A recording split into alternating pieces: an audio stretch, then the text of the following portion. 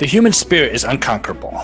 We are individuals and we are sovereign, born with unlimited potential, gifted from our Creator. Our mission is to break free from the systems that bind us. I volunteer as tribute. We strive for peace and prosperity and overcome all challenges, roadblocks, and obstacles. We are empowered because we think for ourselves and we act for ourselves. We are self-reliant and independent, but guided by the wisdom of those who share our values. What possible difference can I make? There is no government, no ruler, nor ideas that are able to stop us. We are driven to succeed because we seek political freedom, financial freedom, and spiritual freedom. It's all for nothing if you don't have freedom. This is Mike Corbell, and you are listening to the Invictus Mind.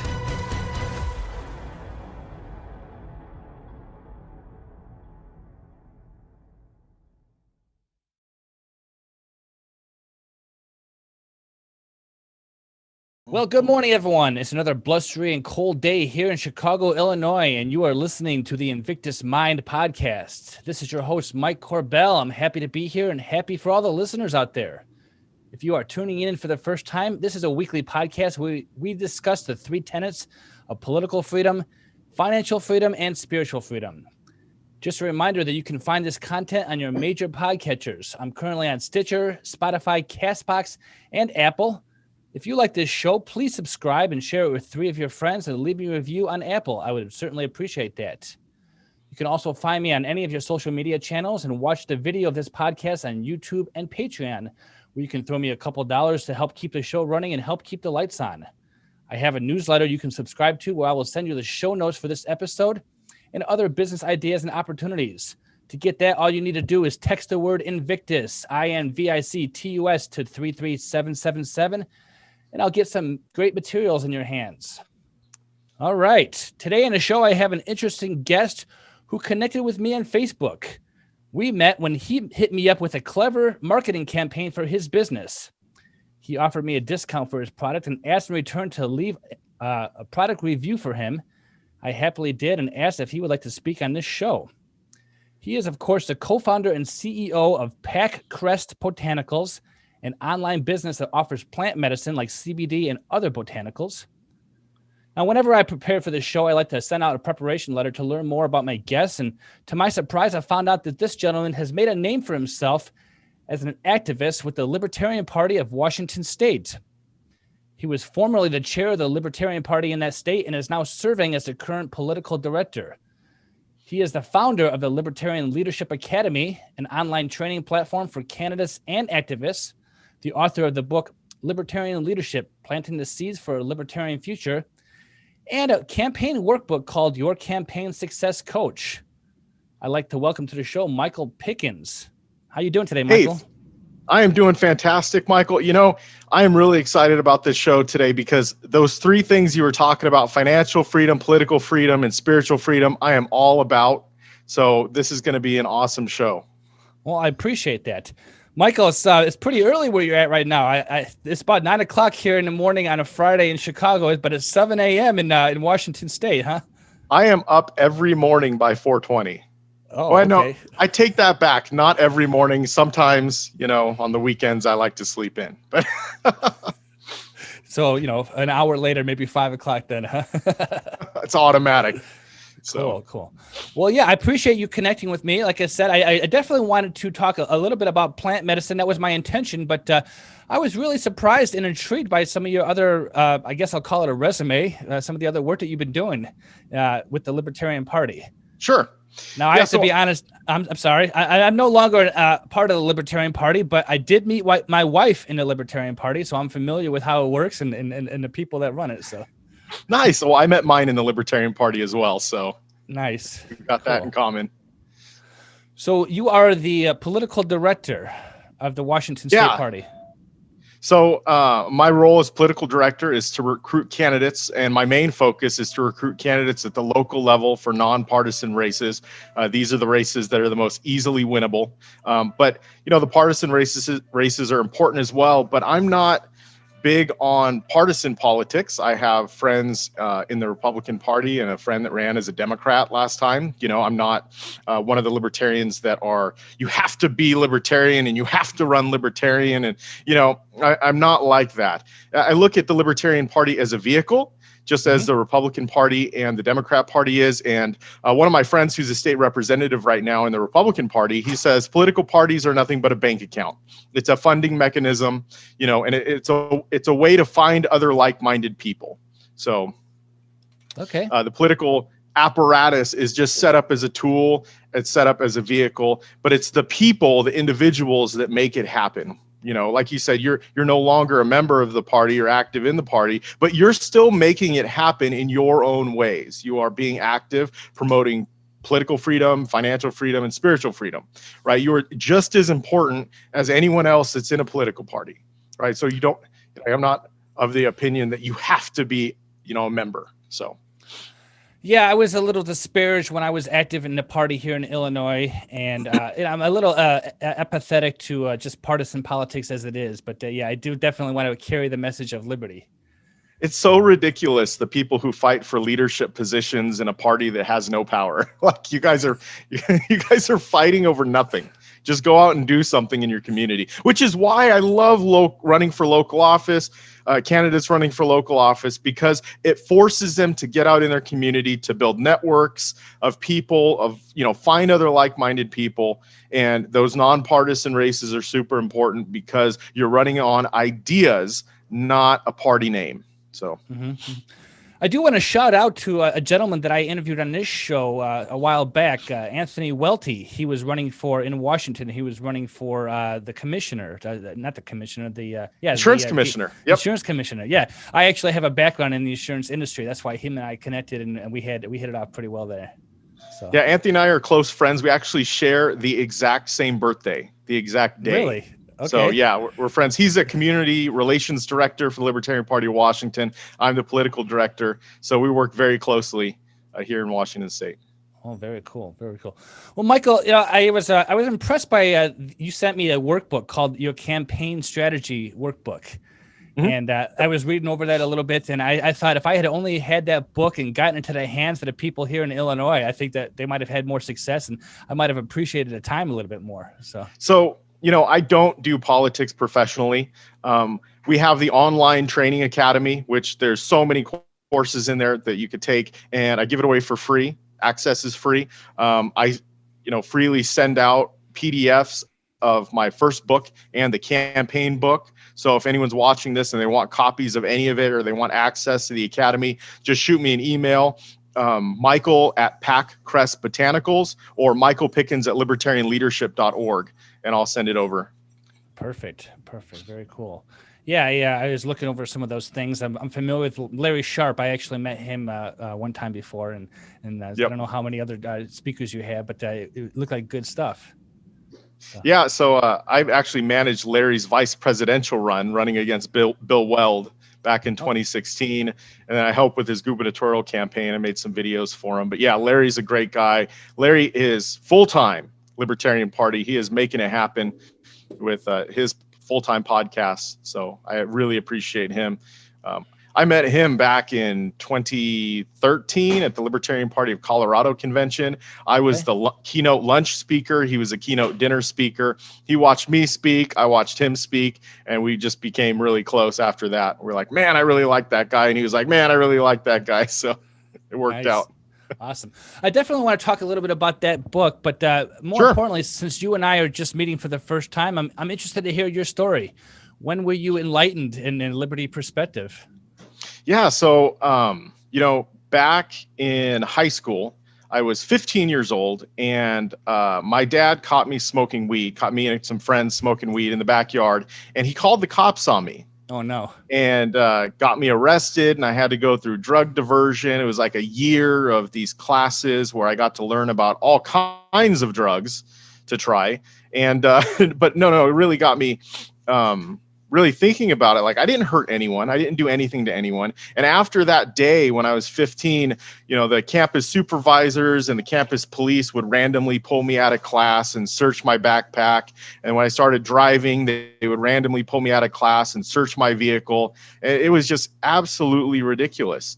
And that got started on that path. Now, I didn't know what a libertarian was until 2007 when I was watching Fox News debate, the first Fox News debate in 2007, when Ron Paul was up on stage and he said, the terrorists don't hate us because we're free and prosperous. They hate us because we've been over there meddling in their business since 1953. Now, I grew up in a very conservative household. My dad listened to, Michael Medved and Rush Limbaugh and Michael Savage and all these, warmonger promoter guys. And I thought, it was a good thing that we're over there, in the Middle East, because if we weren't over there, they'd be over here. And, they hate us for our freedoms and all kinds of ridiculous lies that have been told to us over the years by the mainstream media, still being told by the mainstream media to this day to continue wars over there. But that's what got me down the rabbit hole, because I remember they introduced Ron Paul as the libertarian. Like they said that. I was like, what the heck is a libertarian? So I looked it up and I started watching his videos, and then I started campaigning for him. Then in 2007 and 2008, and then he dropped, he didn't make it through. And then I looked at the Libertarian Party. I voted for Bob Barr and Wayne Allen Root. Like we all make mistakes, right? The Libertarian Party is not perfect. So after that, I just focused on business. I opened a property management company. And then there was a law that was passed in California saying that to own a property management company, you had to be a licensed realtor. By then, I was like, all right, well, I'm going to get active.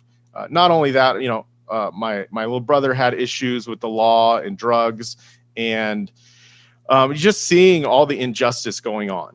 Right. So I decided to join the Libertarian Party, and it was January 2011. So just last month was my 10-year anniversary as being a member in the Libertarian Party.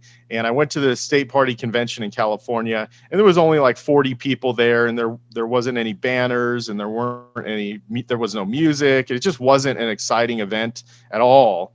It was actually pretty depressing coming from, the Republican Party and seeing, this massive California event, even though the Republican Party in California is not, a huge organization, but is way bigger than what the Libertarians had. So I decided at that moment at that convention that I was going to run for state chair. And at the time, I was the president of a business networking international chapter. I was on the board of a chamber of commerce in Sacramento as their pro-business advocacy chair. And I thought, heck, I could do a better job. I don't know anything really about political organizing, but I'm sure I could do a better job. Well, I ran for state chair, brand new to the organization, and I lost. It was like 43% of the vote, which was really close. But I decided to run again after that for Northern Vice Chair, and I ended up winning that one. So I started off as Northern Vice Chair. It was my first time in politics, and I tried to recruit some candidates, tried to set up some county organizations. And then I eventually opened a property management company in Washington and moved up to Washington. After my term as Northern Vice Chair was a 2-year term, and I started in politics in Washington and got active in the Libertarian Party of Washington, started recruiting candidates. In 2014, I recruited 12 candidates to run for state representative around the state. They got some of the best election results and won some precincts. No one won. But that's also when I became the state chair in Washington State. Then in 2015, we recruited 15 local candidates to run for office. Of those 15 candidates, 5 of them got elected to local office. 3 of them are still elected in their city council positions to this day. They've gotten reelected, so that's pretty exciting. In Washington State now, we have 7 elected libertarians at the city council level. Back when I started, we didn't have any.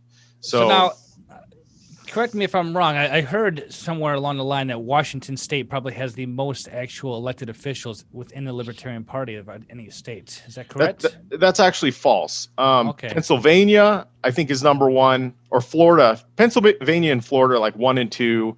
New York has quite a few now because of Larry Sharp's effort running for governor. I think we're ranked like fifth or sixth or something like that. We have the fifth most members per capita in the Libertarian Party. But, then Gary Johnson ran in 2016, going back to that story. So, and then we had 36 candidates run all across the state for all, state level positions, county level positions. Of those candidates, none of them won. Wow. Those are bigger races. Sure. So after that happened, we were all pretty disappointed because we didn't get major party status. We needed 5% of the vote. Gary Johnson got 5.01% of the vote. And then our Secretary of State decided to include all the write-in votes in the vote totals, including people who voted for Mickey Mouse and Donald Duck and whoever, right? And that dropped our percentage down to 4.85. So they basically stole major party status from us because they hadn't counted write-in votes in the vote total since the early 2000s. So they did this specifically to keep us from getting major party status. So after that, the group of us, it was a younger group of guys, and we just decided, you know what, we're going to step back out, and we focused on business and focused on family. And just recently, about a year and a half ago, I decided to get back active and start doing stuff again. Business is going well, and now is the time. I have a ton of experience, so I thought, you know what, I'm just going to get back active and start doing it again as much as I can. I work full time still, volunteer my time, but it's why I created the online academy. It's why I wrote the workbook in my first book. So if someone says, hey, Michael, can I get some help running for office? Yes, here you go. Read this workbook. This will help you out. And then if you have questions, let me know. Here, go through these trainings. After you go through these trainings and you still need help, let me know, right? So it's basically I automated, the training process. Instead of me having to walk someone through everything, holding their hand, they can go through it on their own, which is better anyways. You can go at your own pace and all that good stuff. So that knowledge is there, that no one needs me to help them create a successful campaign. Great. That's a great story, Michael. I can tell just from reading that book that you definitely have some business experience, which I think is missing in a lot of the party out there. Sure. I'm reminded of Larry Sharp, like I said, because he's a former businessman. And I think that that element helps him successfully run campaigns in New York as you are in Washington. So, go ahead.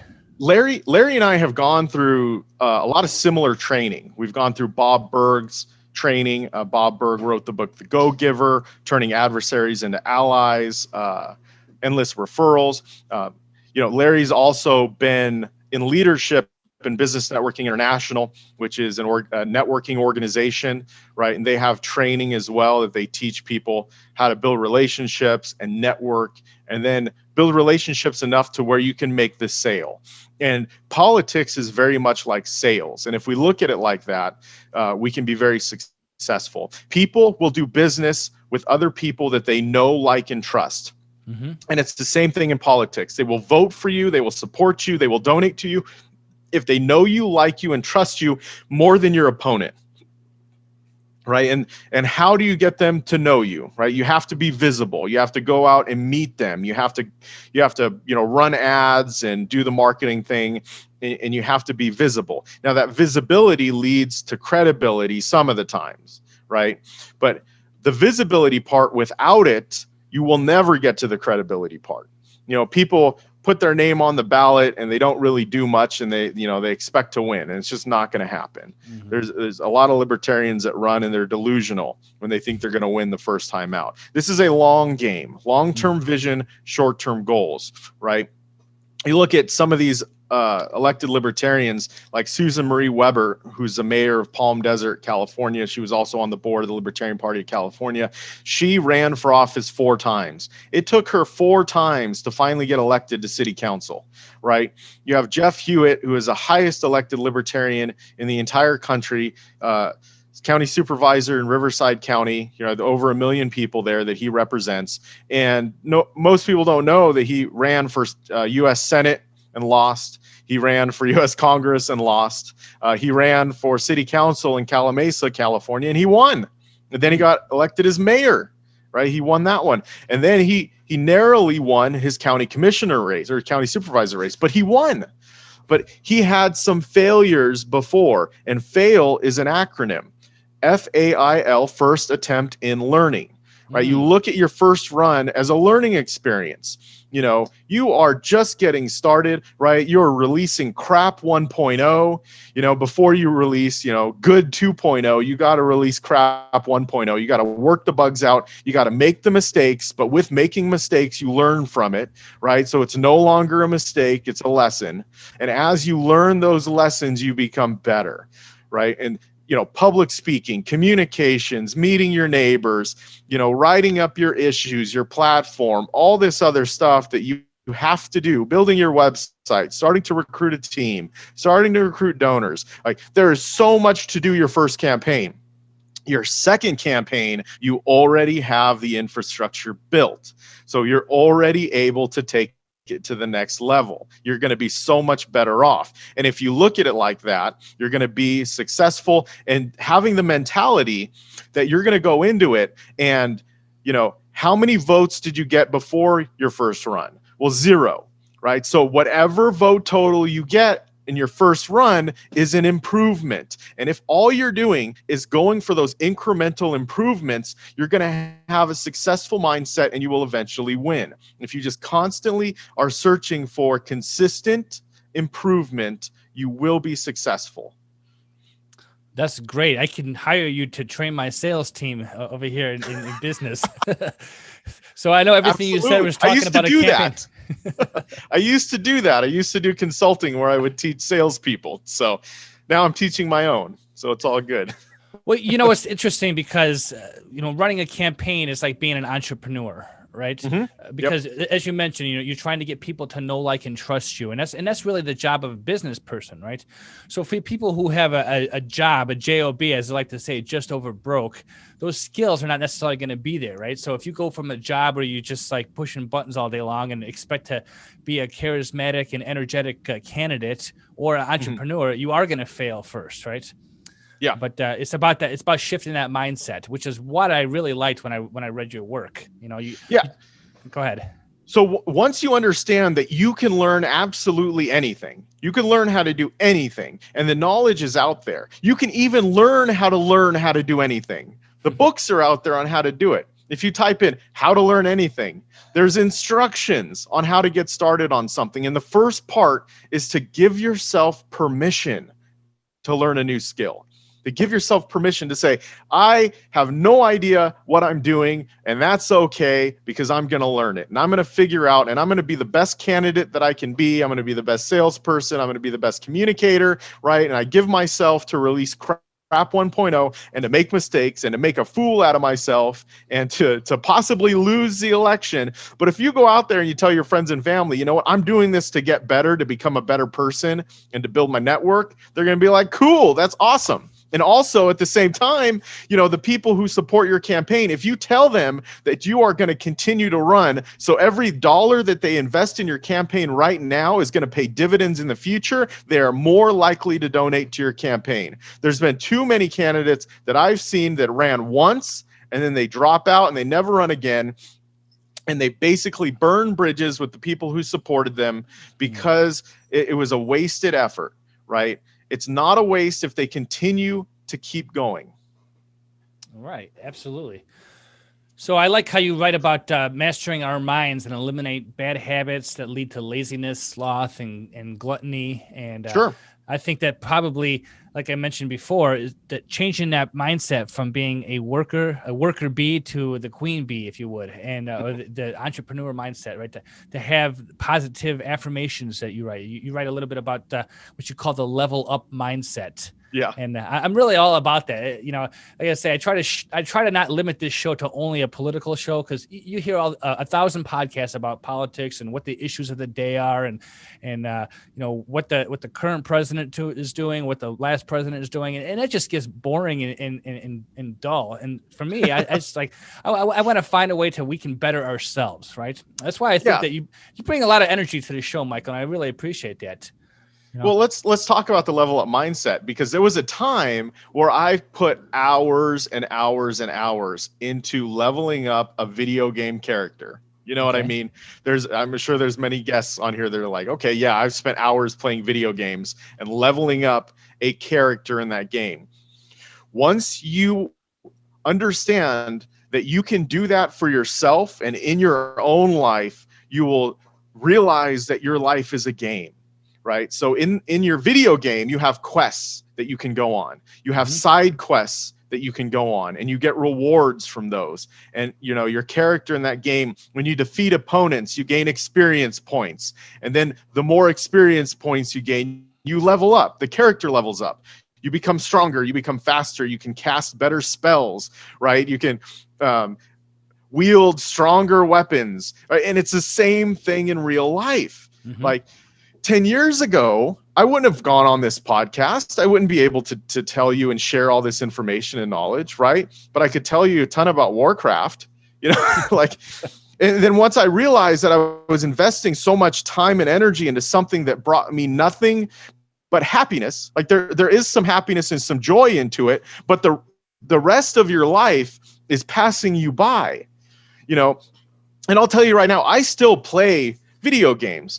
Every winter during Christmas break, I will take some time and I'll play some Total War, and I'll play some other games, and I'll take some time off. And it's a good reminder, right? But I do it in moderation, just like everything else, right? Last night, I had 2 glasses of wine and went to sleep, right? But I know if I drank the whole bottle, I wouldn't be getting up at 4 o'clock in the morning. That, you know, understanding and being able to control yourself.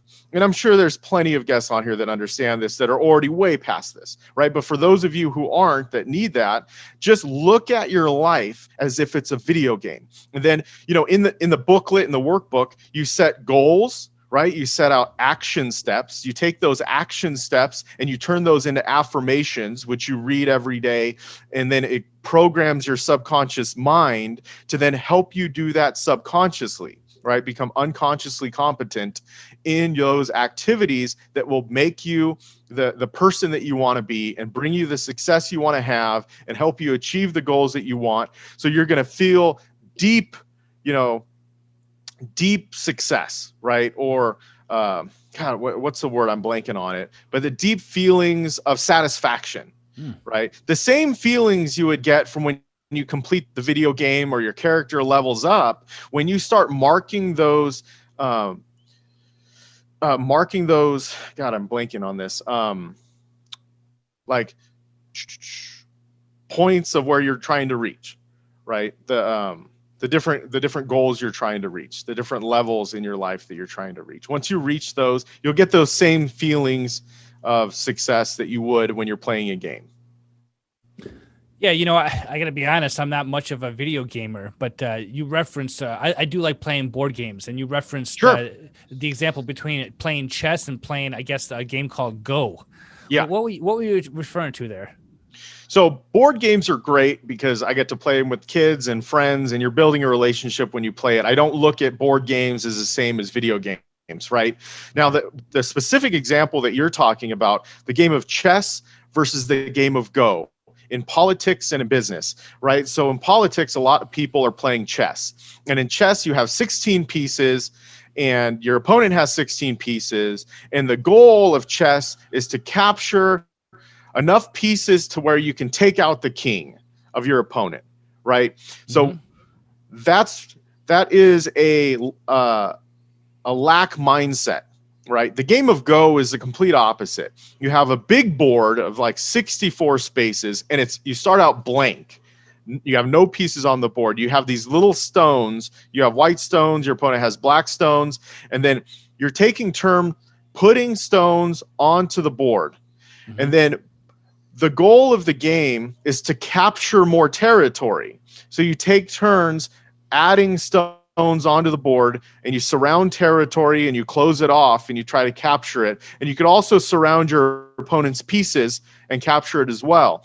Well, in politics, it's kind of the same, right? You have to capture enough territory, which are votes. You have to get enough people to vote for you to win.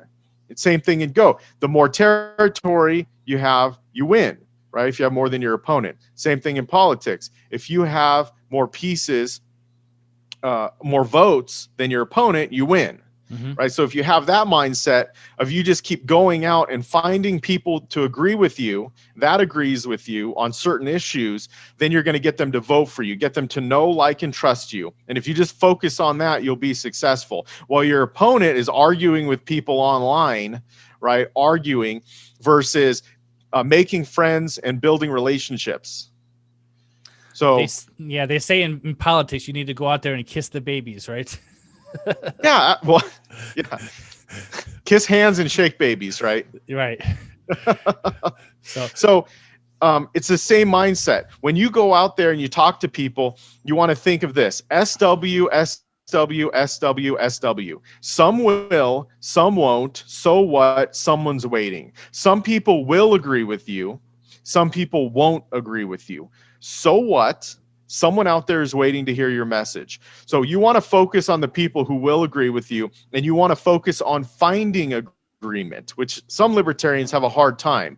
They keep talking about issues until they find one they disagree, and they focus on that and make sure the other person knows that they're wrong, right? What I like to do, if there's something where I'm talking to someone and we disagree, I switch topics, I shift, right? And say, okay, well, what do you think about this? Well, what do you think about this?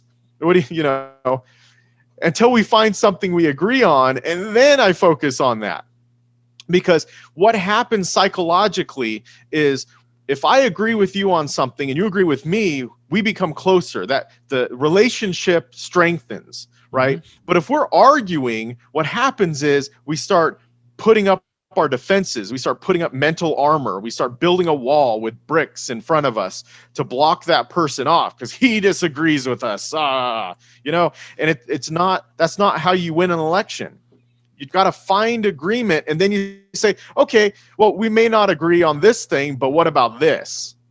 And then you say, oh yeah, well, we agree on this. Well, fantastic. Let's focus on this. How do we improve this in our community? How do we improve this, in our state, in our county? Right. And then they're on board because it's like, oh, this guy's trying to find solutions. He's trying to improve this situation. Even though they don't, you may not agree on certain things. It's okay because you found an area of agreement. And it's in the book, How to Win Friends and Influence People by Napoleon Hill. Actually, no, it's not. Dale Carnegie. Yeah, I was just thinking about that book. Get them to say yes, yes quickly, right? That's a great book. I read that every year for my business.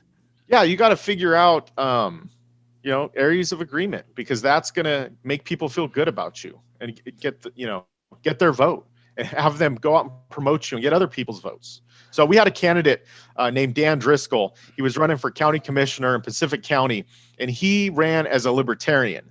It was a three-way race. It was a partisan race. It was a Democrat, an independent, and a libertarian. Now we have top two in Washington state, which means that only the top two vote getters move on to the general election. So from the primary to the general. He ended up getting second place in the primary, beating out the independent. The independent candidate turned around and endorsed Dan. Now in the general election, Dan ended up getting 48.3% of the vote. He almost won that election. It was like 300 votes away from winning. Okay. And Dan is the type of guy who's out there shaking everyone's hands. He's finding agreement. He's just a really nice guy, and people like him. And he was able to almost win that election. So, just a few more votes and he would have got it. But I wish I was telling you the story about him winning, but 48%, that's pretty good for a libertarian. Right. So, I have a conversation with my wife all the time. And like I said before, that I'm kind of disparaged about politics in general. she's always like, her and like her family, they're always telling me, hey, you got a lot of energy, you should run for some kind of office. And I'm like, no, I think I can probably influence the community and make more changes as a business person and maybe doing podcasts, and then I can't getting into the nitty gritty and dirty game that is politics. And so, I like to see somebody who's got a lot of energy like you doing it, at least. Yeah, so there's another gentleman named Adam Puff. He first supported the Academy back when it was just an idea that I had, right? He donated some money and he's always supported me, but he's a business guy in Hattonfield. And he is running for city council now. He's finally decided to step up. He has an election in a couple months. We think a lot alike. You should definitely have him on your show. It's adampuff.com. Cool, I'll check him out. Michael, I see that as we're talking, you said you're in your warehouse right now. That's the Brave Botanicals warehouse? Not Brave Botanicals. That is John Bush. But we're in Packcrest Botanicals. Oh, I'm sorry. Yeah, I read wrong notes here. I spoke to John a couple weeks I like ago. John a lot. Yeah, really good guy. So Packcrest Botanicals. Yes, Packcrest Botanicals. When did you start that company? Actually, this division, this wholesale division, was just started last September. Okay. So, but I've done manufacturing of cannabis products. This is a CBD product line. So all the products are less than 0.3% THC. We've got Delta 8 products, vape carts, indoor hemp flower, basically legal to sell in all 50 states. So okay, awesome. I appreciate you reaching out to me because I actually believe in plant medicine. I use them occasionally, and it really helps me out. Just because of anxiety and other issues, and just to relax at night. And so that's the reason why I wanted you on the show to begin with, just to discuss some of those products out there. I have a friend at work who she's been having some kind of pain and soreness in her body, and she's been to several different doctors, and they can't isolate what it is. They have no idea. And I asked her if she's ever tried CBD products, and I'm like, I'm not a doctor. Don't take my advice, but it's worth a try because I've heard so many good things about what CBD and cannabis can do for a body. And sure. Hopefully, I showed her your website. Hopefully, she'll look at it. So, well, let her know to use the discount code Invictus, and she'll get 30% off her order. Well, there you go. That's for all you listeners out there. Discount code Invictus, you'll get 30% off. So the way CBD works with your body as far as pain, a lot of pain is caused by inflammation, and you can look up the studies. I can't really claim that it's going to solve your pain, but I know from personal experience and from hundreds of people who bought our products that CBD helps reduce inflammation. You can look up the scientific studies. There's a website called Project CBD, and they've got a ton of studies listed, and there's more studies coming out all the time on how CBD helps to regulate and decrease inflammation. And inflammation causes a lot of different disease in your body. So I would just say try it out. You really have nothing to lose. I used to do construction back in my early 20s. I used to set tile. And because of that, I used to have a lot of lower back pain. And because of my CBD usage over the past few years, I literally have no back pain. And even when I stop taking it and forget to take it, like, it hasn't come back, which is super exciting for me because it would be so bad to the point where it was hard to sleep. And I'd wake up every few hours because it hurt, and I'd have to move around. Or if you drive long distance, you just got to keep, adjusting because your back hurts so much. Right. So I would definitely recommend giving it a shot. I know that's shameless self-promotion because we sell it. Packcrest Botanicals, discount code Invictus. But that's why you're on the show to advertise your own stuff. But I did have a couple of questions about the products because I am definitely familiar with hemp flower and marijuana and now the vape pens and everything like that. As far as CBD, I'm familiar that there are pills and there are like topical salves and balms, but I'm not really sure like what application would be best for what. Can you explain a little bit about that? Yeah, so I recommend the full spectrum tinctures, and the tincture is something you put under your tongue. You want to leave it there for 30 seconds. It goes directly into your bloodstream. Topicals, that's for someone who doesn't want to ingest anything, and you can put it on your skin. And, there are, full spectrum CBD topicals that can help with some skin issues, psoriasis and acne and things like that, that can help with that. So it just depends on what's going on. Inhaling, like smoking a pre-roll or smoking a bowl, or using a vape cartridge. And by the way, in our vape cartridges, we don't use any cutting agents like vegetable glycerin or propylene glycol or anything like that. It's just straight distillate and all natural botanical terpenes, and that is it. There's some of the highest quality on the market. People who've tried our vape carts are like, I've never had one that tasted this good or worked so well. So, and then as well as all of our other products, we're using organic ingredients. Our tinctures, our sublinguals, it's all organic coconut oil, fractionated coconut oil, MCT. We're not skimping on quality. So we're making sure that our ingredients are of the highest quality, because that's what we want to take ourselves. So, we do have a line of gummies that we're working on. So there's a lot of edibles that are out there where they use corn syrup, right? They use straight sugar. They use dyes, yellow number 5 or, red number 7, or right. What is yellow number 5?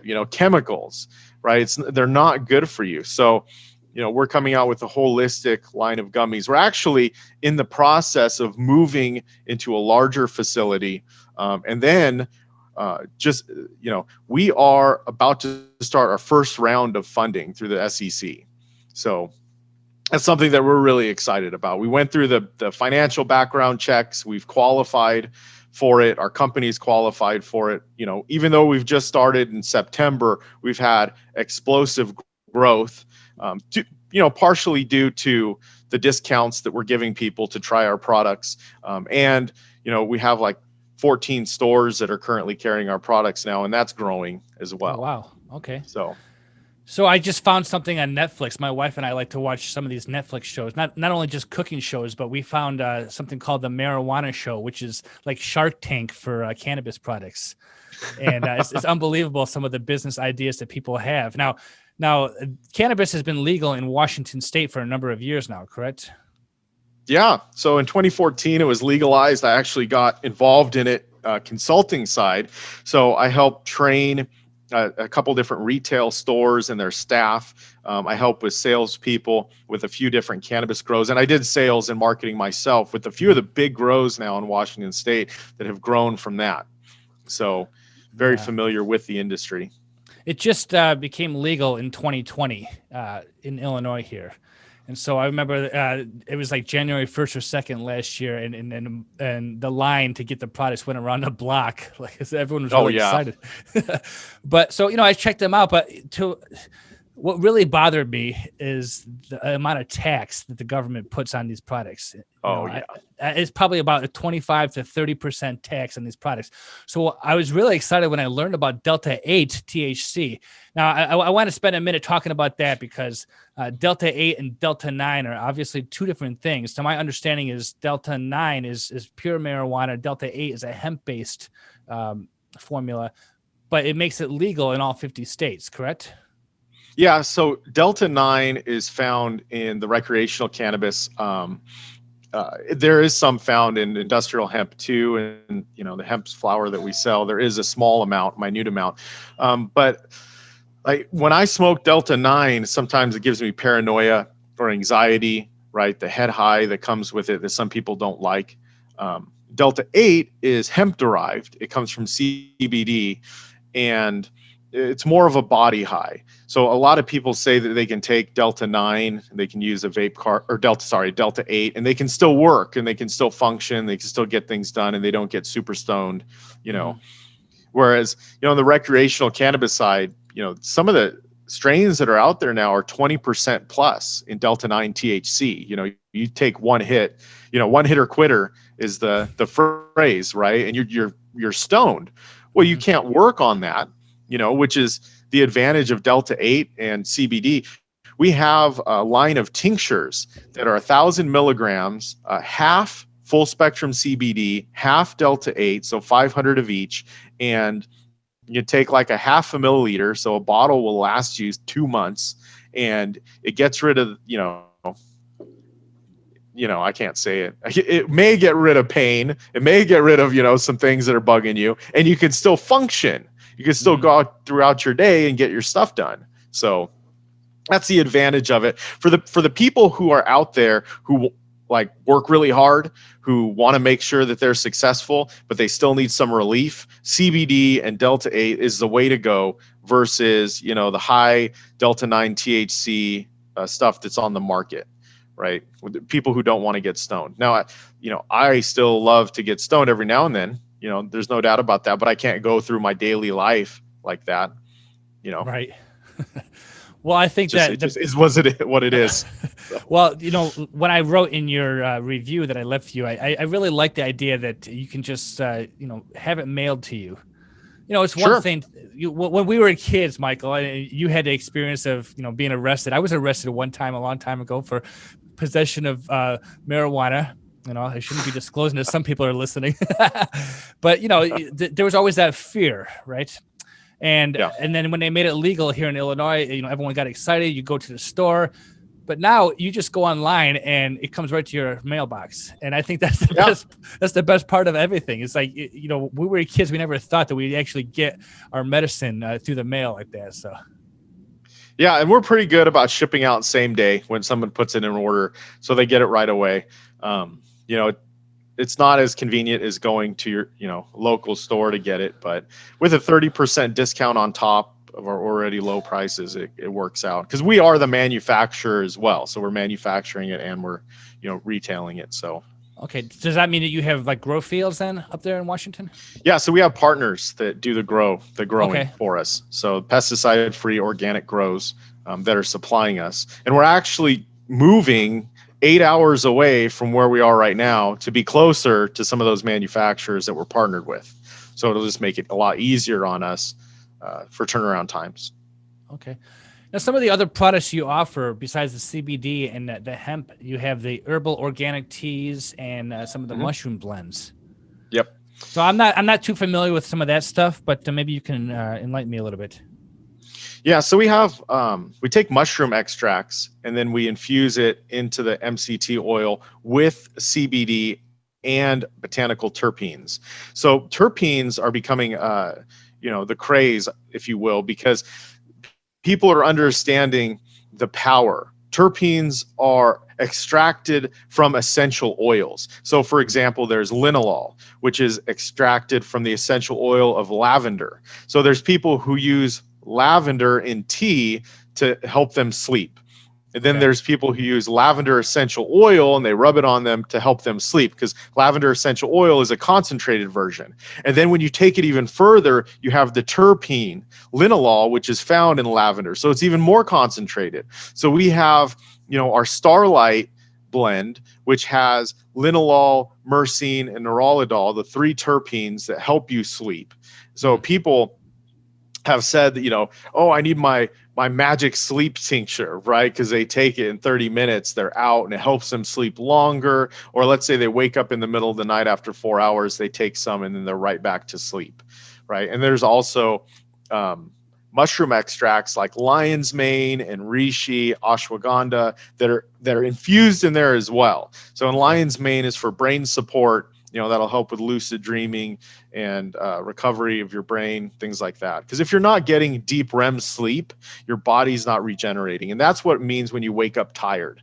So, I wake up at 4 o'clock in the morning, sometimes even before that without my alarm clock, and I get right up because I'm not tired anymore. I had good sleep, 6, 7, 8 hours, at least 6 hours minimum. I make sure I have, but, wake up, feeling refreshed and ready to take on the day, not this being groggy and hitting your snooze button or anything like that, right? When your body has an opportunity to get real REM sleep and rest, then you're going to wake up feeling refreshed and you're going to be able to get shit done in the morning. Yeah, I like that. I'm going to have to check that out myself. My wife she likes to sleep a lot too. So I think we'll probably both be looking at that stuff. Definitely. Now, I had a conversation with a gentleman a couple weeks ago on a podcast about psilocybin type of mushrooms, and I know a lot of people all over the country are trying to make that legalized. Now, is that something that you're looking to do with your company as well, or what's? we started Decriminalize Spokane, which is a local initiative to decriminalize psilocybin mushrooms within the city of Spokane, where we're currently at. I was the chair. I recently stepped down when we decided that we were going to be moving and relocating. But another group of people, well, part of the group have stepped up and they're running it now. So they're looking to do that. I've got psilocybin mushrooms. I've got a lot of connections to it, and they're it's very good at resetting your brain. So when I talk about affirmations in my workbook and in life and how you can use affirmations. So when you add psilocybin mushrooms to affirmations and then add binaural beats to it, you can speed up the process like 10 times, right? Johns Hopkins University is Psychedelic Research Foundation is doing a ton of studies on how it can improve PTSD and trauma, because what it does is it reprograms your subconscious mind and redirects neural pathways. It builds new neural pathways. So instead of someone constantly getting triggered and getting anxiety over certain, situations that pop up, they can redirect those neural pathways so it doesn't happen anymore. And they found that that's what psilocybin does. It helps build new neural pathways in the brain. Awesome. So I got a question, Michael. You said that your first experience with marijuana got you in trouble with your father. So what does he think about you now being successful in this business? So I haven't talked to my dad in 10 plus years. Okay, I apologize. So no, it is what it is. Sometimes it's just not meant to be, right? And if someone is not willing to accept you for who you are as a person, there's no need to continue to try to keep getting that acceptance, right? You just keep going with your life and be happy with who you are, right? Not like I said, some will, some won't. So what? Someone's waiting, right? There's way too many people out there that want to see you become successful in whatever it is you want to do and be whoever it is you want to be, than to have people in your life that are constantly going to criticize you over your own life choices, even though you aren't hurting anyone else. Now, if you're hurting other people, I can see where, the criticism is valid. But if you're not, and there's people that are just stuck in an old mindset that, cannabis is dope and it's drugs and, you're just a dope smoker and blah, blah, blah. So.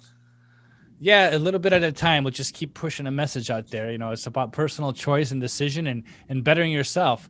Michael, you've been a great guest. I really appreciate this conversation. Are there any closing thoughts that you want to leave? Yeah. So there is one thing. I just want everyone listening just to understand that you can learn anything that you want to learn and then take the risk, because it was in my early 20s, and one of my mentors, and I found this out, I have a terminal illness. I have a disease, and doctor told me I maybe only have about 50 to 60 years to live, and that's it. And there's nothing else I can do about it, right? Maybe 70 more years if I'm lucky, right? And we all have this disease. It's called life. So we only live once, unless there's something out there that I don't know about, maybe reincarnation, but I'm not sure that that's real, right? So because we only live once, you need to go out there and make it happen for whatever it is that you're looking to do. Create the life that you're actually going to enjoy and be proud of. So that's my final thoughts. All right. Well, Michael, I usually ask this question to my guests, and you may or may not know what this means, but are you Invictus? What does it mean? Invictus means unconquerable. So it's an old Greek word means unconquerable. Unconquerable. Yes, I would absolutely say that. I'm going to keep getting up. I've been knocked down. I've had business failures, right? And I keep getting up and I keep pushing forward. And that's the type of mindset that you need to have, because you just look at it as a learning experience. Well, this business didn't work. What did I screw up on? And what can I improve upon? So yes, I agree. I am Invictus. All right. Well, thank you very much, Michael. I really appreciate your time. Let me end the recording. Wonderful podcast. Yep. Thank you.